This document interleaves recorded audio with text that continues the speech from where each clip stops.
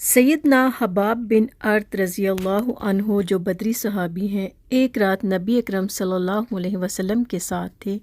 فرماتے ہیں کہ آپ صلی اللہ علیہ وسلم تمام رات بیدار رہے اور نوافل ادا کرتے رہے، یہاں تک کہ صبح صادق ہو گئی۔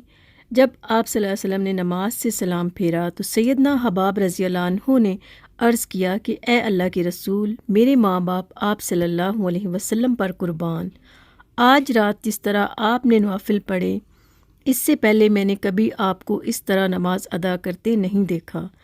آپ صلی اللہ علیہ وسلم نے فرمایا، تم نے درست کہا، یہ وہ نماز تھی جس میں اللہ کے ساتھ اشتیاق بڑھایا گیا اور اس کے عذاب سے پناہ مانگی گئی۔ میں نے اللہ سبحانہ تعالیٰ سے 3 سوال کیے، جن میں سے 2 قبول ہوئے۔ ایک سوال یہ کہ اللہ میری امت کو سابقہ امتوں کی طرح تباہ و برباد نہ کرے، اسے اللہ سبحانہ تعالیٰ نے قبول فرمایا۔ دوسرا سوال یہ کہ میری ساری امت پر بیک وقت دشمنوں کا غلبہ حاصل نہ ہو، یہ بھی قبول کر لیا گیا۔ پھر میں نے سوال کیا کہ امت محمدیہ میں اختلاف رونما نہ ہو، لیکن اسے قبول نہیں کیا گیا۔ رسول اللہ صلی اللہ علیہ وسلم رات کے نوافل میں کبھی سری آہستہ اور کبھی جہری بلند آواز سے قرات فرماتے۔ جب آپ گھر میں نوافل ادا کرتے تو حجرے میں آپ کی قرات سنائی دیتی۔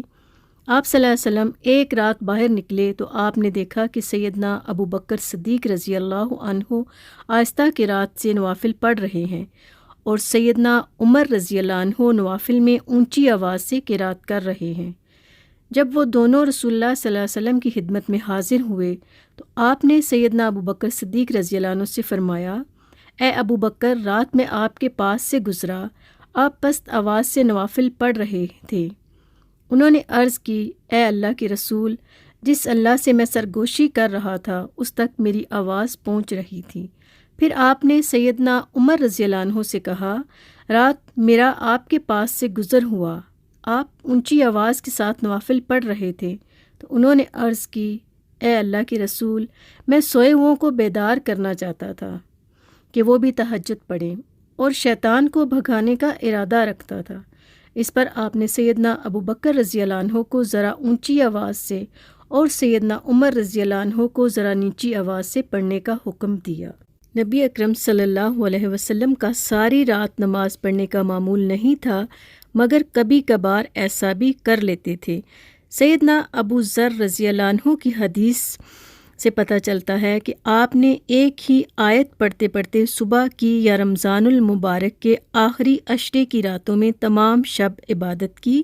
صحیح بخاری حدیث نمبر 2024 میں سیدہ عائشہ رضی اللہ عنہا کی حدیث سے ثابت ہوتا ہے، اس لیے ساری رات جاگ کر عبادت کرنے کو معمول بنا لینا اور اس پر ہمیشگی اختیار کرنا یا اکثر ایسا کرنا خلاف سنت ہے، لیکن کبھی کبھار ایسا کرنے میں کوئی حرج نہیں۔